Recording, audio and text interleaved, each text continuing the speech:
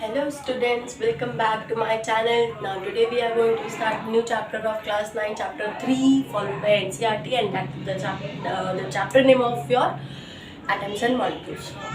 Now atoms, सबसे पहले हम हमारा जो टॉपिक है atoms and molecules, हम फर्स्ट ऑफ ऑल उसको एक्सप्लेन करेंगे, उसके बाद हम उसके अंदर जाएंगे.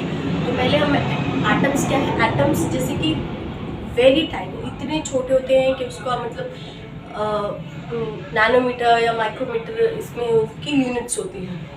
तो एटम्स आपके डेफिनेशन में लिखी हुई है. Atoms are the tiny particles which we can not see through our naked eye. Okay, then we are coming to the molecules. Molecules क्या है आपके? More than 2 atoms, or you can say it is a group of elements or group of substances, group of compounds. These are, so what is it? A molecule can be defined as the smallest particle of an element or compound that is capable of an independent existence and show all the properties of that substances. यानी जो उसकी properties होती हैं वो अपनी properties show करती हैं उसमें. Then we are coming to the laws of chemical combination. Chemical combination में आपका क्या है कि हमारी केमिकल रिएक्शंस जो होते हैं, से एग्जांपल मैं ले लेती हूँ आपका. हम लोग सिंपल सा, मैं बहुत छोटे क्लास का लेवल का लेती हूँ एग्जांपल, जो कि सभी को रिमेंबर होगा, इजीली आप उसको कर सकते हैं. फोटोसिंथेसिस का लेके मैं बता देती हूँ. उसमें जैसे वो कार्बन डाइऑक्साइड प्लस आपका वाटर, फिर वो हमारा बनाता है ग्लूकोज.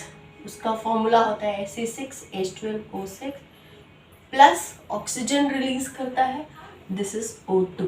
ठीक है, अब मैं इसको बैलेंस कर देती हूँ. 6 और यहाँ 6. ये इसको मैं हाईलाइट सबको कर रही हूँ, ध्यान से आप देखिएगा. इसमें क्यों कर रही हूँ? क्योंकि अगर ये चीज़ आप पहले ध्यान रखेंगे तो हमें इसको समझने में बहुत इजी पड़ेगा. ओके, तो आपका लॉज ऑफ केमिकल कॉम्बिनेशन क्या कहता है कि जो हमारी केमिकल रिएक्शंस होती हैं उसमें जो हमारे एलिमेंट्स होते हैं वो बिल्कुल आइडेंटिकल होते हैं. ठीक है, उसके बाद आपका जो law of conservation of mass means कि अगर यहाँ पे 6 कार्बन है, ये 6 कार्बन है और इधर कहीं और कितने कार्बन, और कोई कार्बन नहीं है, इसका मतलब यहाँ भी जो कार्बन है वो आपका 6 ही होगा. वो आपका 7 नहीं हो सकता, वो आपका 9 नहीं हो सकता, वो 5 नहीं हो सकता, वहाँ चेंजेस नहीं होता. तो इसी पे बेसिस यहाँ पे उसकी ये स्टेटमेंट दी हुई है, conservation of mass. Mass can neither be created not destroyed. यानी उसका जो मास होता है, यानी आपका जो नंबर ऑफ मॉलिक्यूल्स आप कह सकते हैं, तो वो मास में कन्वर्ट हो जाता है बाद में अगर हम उसे कैलकुलेट करते हैं. तो इसका जो मास होता है वो चेंज नहीं होता है. राइट. फिर है आपका कांस्टेंट प्रोपोर्शन. ये हमारे केमिकल रिएक्शंस के 2 लॉज हैं. एक है आपका law of conservation of mass और constant proportion. Conservation of mass मैंने आपको अभी बताया कि कैसे, और इसमें और भी बहुत सारे एग्जाम्पल है अगर कंजर्वेशन ऑफ मास का समझना होगा. जैसे सपोज अगर यहाँ पे हाइड्रोजन है आपका 6H2 लिखा है, इसका मतलब 6 × 2 = 12 हाइड्रोजन. तो आप यहाँ पे सर्च करिए इधर प्रोडक्ट में, यहाँ आपका 12 हाइड्रोजन है. तो इट मीन्स कि इट डजंट चेंज, यानी कि जितने नंबर ऑफ कार्बन यहाँ होंगे उतने ही नंबर ऑफ कार्बन यहाँ होंगे, सब कुछ सेम रहेगा. वही सेम यहाँ पे डेफिनेट प्रोपोर्शन का नाम दिया हुआ है. इट मीन्स कि आपके नंबर्स जो हैं, जो इनकी कांस्टेंट प्रोपोर्शंस जो होती है वो सेम रहेगी. एटॉमिक मास भी सेम रहेगा, वजन भी उसका उतना ही रहेगा, वो कम या ज़्यादा नहीं होगा. जाहिर सी बात है, अगर हम किसी चीज़ की क्वांटिटी अगर सेम रखेंगे और सेम चीज़ की सेम क्वांटिटी रखेंगे, तो चाहे आप इधर ले जाओ चाहे आप उधर ले जाओ, वो उसका बैलेंस बना रहेगा. तो ये 2 लॉज हैं हमारे केमिकल कॉम्बिनेशन के, और इसी पे बेसिस हमारे साइंटिस्ट गाल्टन ने कुछ पोस्टुलेट्स दिए थे, कुछ स्टेटमेंट्स दी थी. वो ये दिए थे कि जो हमारे एटम्स होते हैं वो कभी भी, एटम्स जो होते हैं, all matter is made up of tiny particles. जाहिर सी बात है, अगर हमारी कोई भी चीज़ कोई भी एक ज़रूरी नहीं है एक एलिमेंट्स ही या कंपाउंड्स ही, कोई भी इस पूरे हमारे यूनिवर्स में अगर कोई चीज़ बनी है तो very very very tiny particle से ही बने हैं। तो उन्होंने यही बोला कि हमारे जो मैटर्स होते हैं very they are made up of very tiny particle, smallest particle. So then we are coming, जो ये टाइनी पार्टिकल्स होते हैं दे आर इनविजिबल, इनके जो मासेस होते हैं neither be created not be destroyed. वही पॉइंट्स हैं जो हमारे केमिकल कॉम्बिनेशंस के थे। फिर है इसके उन्होंने 6 पॉइंट्स दिए थे। Then atoms of given elements are identical in mass and chemical properties. ठीक है, उसके जो हमारे एलिमेंट्स जो होते हैं वो आइडेंटिकल होते हैं, यानी सिर्फ कार्बन है तो यहाँ भी कार्बन है, ऑक्सीजन है यहाँ भी ऑक्सीजन है। तो ये एलिमेंट्स जो हमें गिवन एलिमेंट्स होते हैं वो सेम होते हैं और इनकी जो केमिकल प्रॉपर्टीज भी होती हैं वो आइडेंटिकल ही होती है, राइट। अब हम आते हैं उनके बाकी 3 जो पॉइंट थे उसमें। Atoms of different element have different masses and chemical properties. Obvious सी बात है, अगर एलिमेंट ही डिफरेंट है तो उसकी प्रॉपर्टी भी दूसरी ही होगी, डिफरेंट ही होगी, यानी सेम नहीं हो सकता। अगर सपोज वहाँ कार्बन था और प्रोडक्ट में हाइड्रोजन है तो कार्बन की प्रॉपर्टी सेम रहेगी, लेकिन कार्बन के हाइड्रोजन की तो सेम नहीं हो सकती। इट मीन्स कि जो अगर एलिमेंट सेम है इस तरफ, वो इधर भी एलिमेंट अगर सेम है तो उन दोनों की केमिकल प्रॉपर्टी सेम होगी, ठीक है। और अगर डिफरेंट एलिमेंट है, अगर हाइड्रोजन है तो उसकी जो एलिमेंट है यानी कि उसी का ही जो हाइड्रोजन है दूसरी तरफ प्रोडक्ट में वो भी सेम रहेगा। फिर हम आते हैं combines in the small whole number, ठीक। इट मीन्स कि जो उनका रेशियो होता है वो स्मॉलेस्ट नंबर में, यानी आप देखते हैं उसका हम पहले अगर बैलेंस करते हैं तो सबसे पहले हम 1 2 3 4 काउंटिंग देखते हैं, हम सीधा 12 नहीं, 15 नहीं, 20 नहीं देखते। तो atoms combine the ratio of small whole numbers to form compounds. Then we are coming to the next, the relative number and kinds of atoms are constant in a given compound. इसका मतलब ये होता है कि जो उसका number होता है और जो जितने भी हमारे वहाँ आइटम्स होते हैं, काइंड्स ऑफ आइटम्स होते हैं, are constant in a given compound. यानी कि अगर यहाँ पे जो नंबर है वही वहाँ पे है, सेम रहता है, कांस्टेंट रहता है कंपाउंड में कोई चेंजेस नहीं आते हैं। फिर हम इसके आगे आते हैं आप इसके बारे में कि जो हमारे एटॉमिक मास है वो क्या होता है और कैसे होता है। सबसे पहले आपको एलिमेंट्स जानना है कि एलिमेंट्स हैं क्या। हाइड्रोजन एलिमेंट्स के बारे में बता दूं मैं पहले कौन कौन से हैं, ठीक है। हाइड्रोजन,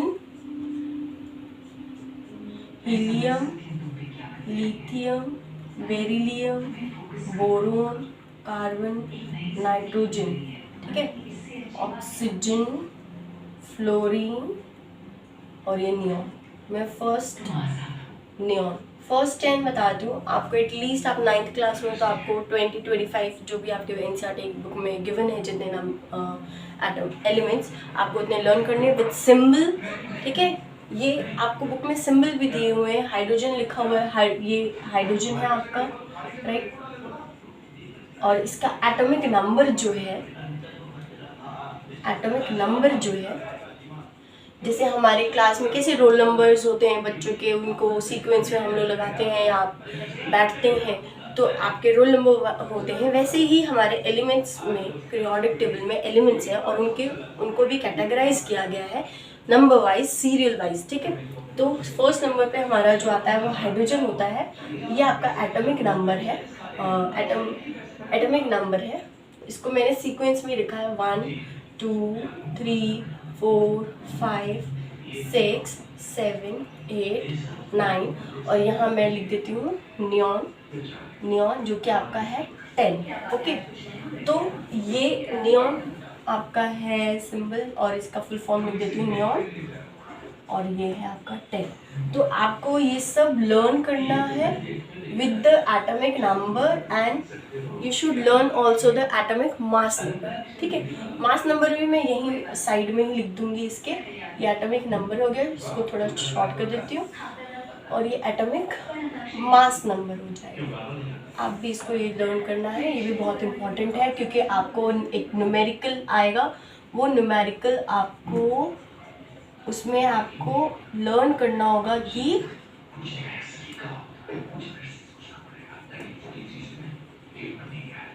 लर्न करना होगा, क्योंकि उनकी वैल्यूज़ आपको काउंट करनी है। उनका आपको एटॉमिक मास नंबर, कोई कंपाउंड गिवन होगा और उसके जो भी मॉलिक्यूल्स लिखे होंगे, और आपको कैलकुलेट करना होगा कि इसका एटॉमिक मॉलिक्यूलर मास निकालना होगा कि मॉलिक्यूलर मास क्या है। और आपके हैं अभी इसमें आगे क्वेश्चन में, तो उससे पहले उसको स्ट्रॉन्ग करने के लिए आपको इसको ज़्यादा स्ट्रॉन्ग करना पड़ेगा, तभी आप उसको इजी कैलकुलेट कर पाएंगे।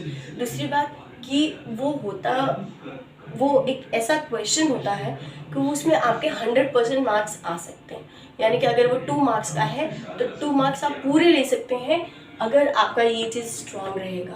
अगर आपका एटॉमिक नंबर, मास नंबर बहुत अच्छे से याद रहेंगे तो कोई सा भी एलिमेंट अगर कोई उठा कर दे दिया, कोई सा भी कंपाउंड आपको उठा कर दे दिया, तो आप उसे अच्छे से कर सकते हैं। तो उसके लिए इसको समझना बहुत ज़रूरी है और इसको आप अच्छे से लर्न कर रही है। ठीक है, ये है आपका लिथियम, बेरिलियम,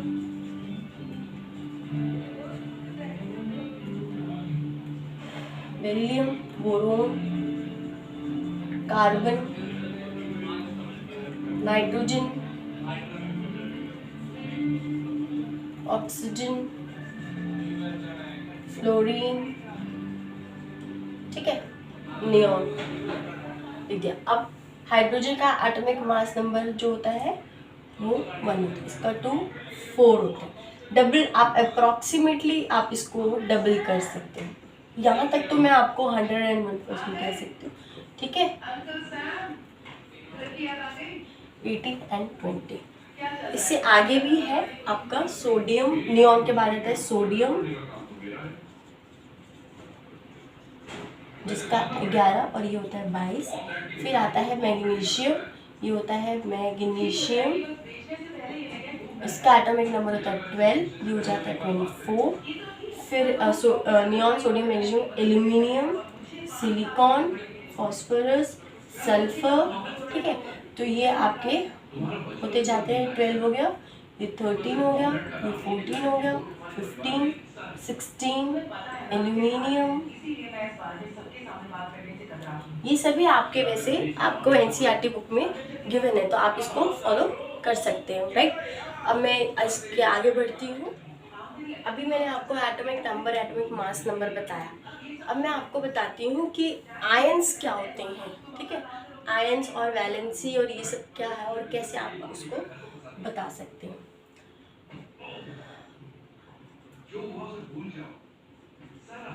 आयंस क्या होते हैं और क्यों होते हैं। सबसे बड़ी बात तो होते क्यों है। ठीक है, पहले बात तो वो क्या है और क्यों है। एग्जाम्पल आप ले लो सोडियम। ठीक है, अगर हम सोडियम लेते हैं,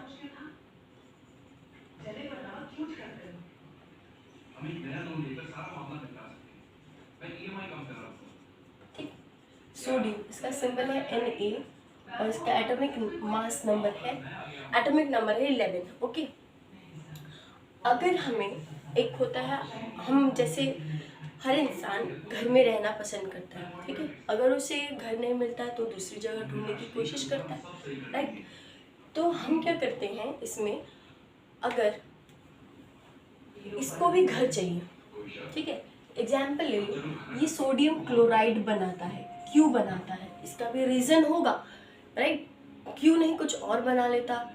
अगर वो किसी और के साथ भी बनता है तो क्यों बनता है, उसका रीज़न ये होता है कि अगर तुम मुझे कुछ दोगे तो उसके बदले में आप भी कुछ एक्सेप्ट करेंगे, तो हम दोनों एक दूसरे के साथ मिलकर रहते हैं।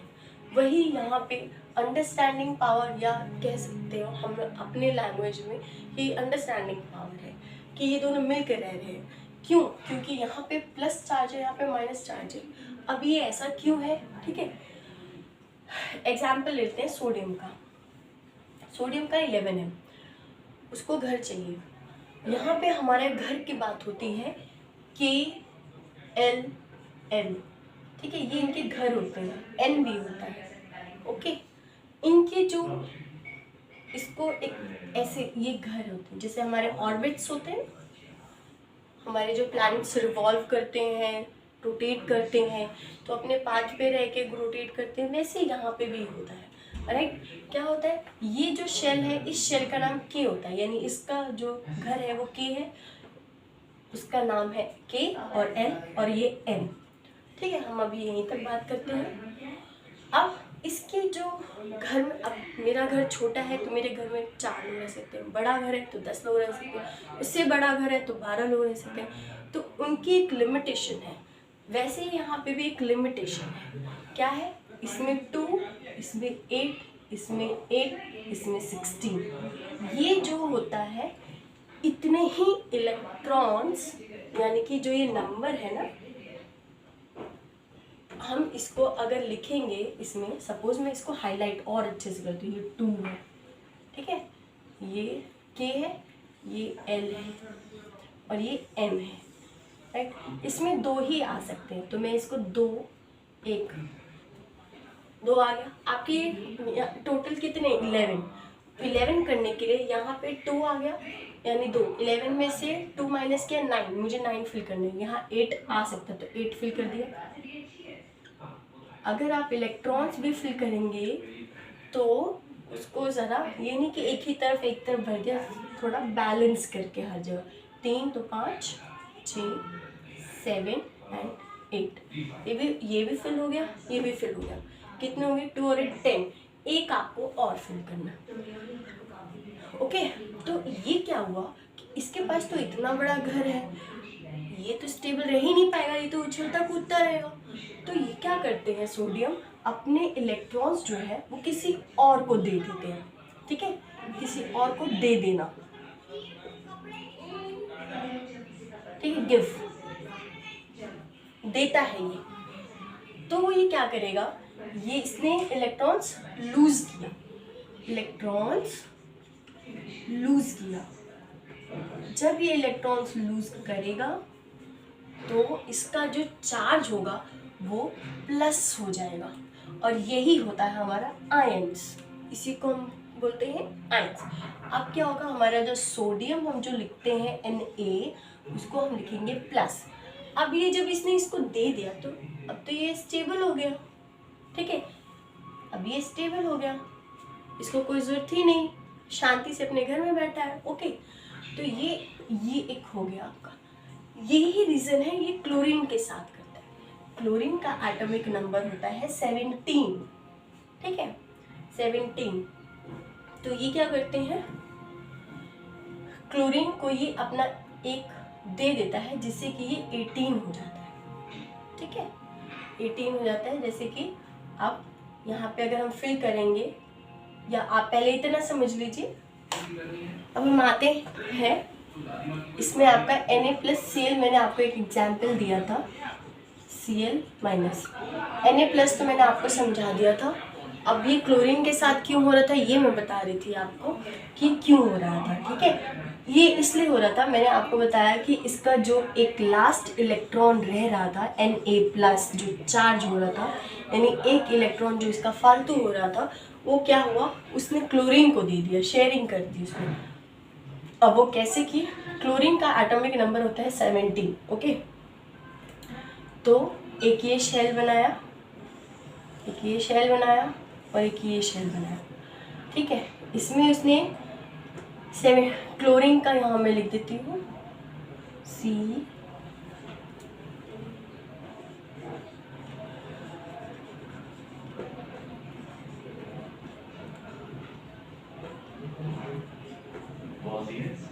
ओके। अब आपका यहाँ आ गया क्लोरीन का 2 यहाँ आ गया क्लोरीन का इसमें, ठीक है। 2 क्लोरीन का नंबर बताया मैंने 17, तो इसको हम डिवाइड अगर करेंगे 2 और 8 10 हो गए, और ये 7, ठीक है, ये KLM, हम इसको ऐसे फिल करेंगे, फाइन। तो ये 2 हो गया और 8 करिए, 2,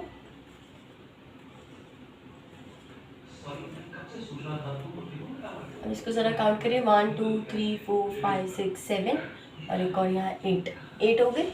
उसके बाद यहाँ आपका रिमेनिंग 7, 1 2 3 4 5 6 7, थोड़ा आप लोग इसको गैप दे के फिल करिएगा, फाइन। अब इसमें क्या है कि अगर इसको एक इलेक्ट्रॉन्स मिल जाता, यानी एक और यहाँ से ये अपना दे देता, तो तो ये भी स्टेबल होता है। जैसे सोडियम स्टेबल हो गया कि एक इलेक्ट्रॉन लूज कर दिया, वैसे ही क्लोरीन अगर एक इलेक्ट्रॉन और ले लेता तो वो भी स्टेबल हो जाएगा। तो वो क्या करता है, वो सोडियम से ले लेता है। तो उसने एक इलेक्ट्रॉन ले लिया, अगर वो इलेक्ट्रॉन ले रहा है, इलेक्ट्रॉन्स टेकन बाय, ठीक है, टेकन इट मीन्स उसका माइनस उसमें कम था तभी तो लिया, कम था, ओके, कम होगा तभी तो मैं कोई चीज़ लूँगी, तो कम है तो माइनस है और वो हमारा चार्ज हो जाएगा क्लोरीन माइनस। इसीलिए जो हमारा NaCl बनता है वो इसी रीज़न से बनता है, और इसी का रीज़न ये है कि Na जो होता है वो प्लस होता है, Cl जो होता है वो माइनस होता है। तो हम आज की वीडियो यहीं समाप्त करते हैं, एंड करते हैं। अगर आपको इसके अलावा कुछ और क्वेश्चन है और हम पूछिएगा ज़रूर, और इसी का टॉपिक हम अपने नेक्स्ट क्लास में आगे बताएंगे, इसके बारे में मॉलिक्यूलर मास वगैरह बताएंगे, और भी बहुत ये लेंथी चैप्टर है, तो आगे वीडियो में हम ज़रूर बनाएंगे इसके बारे में। और आपको कोई क्वेश्चन, क्वेरीज, कोई कुछ चीज़ पूछनी है तो आप ज़रूर पूछिए, कमेंट करिए, लाइक करिए मेरे चैनल को and subscribe it. Thank you.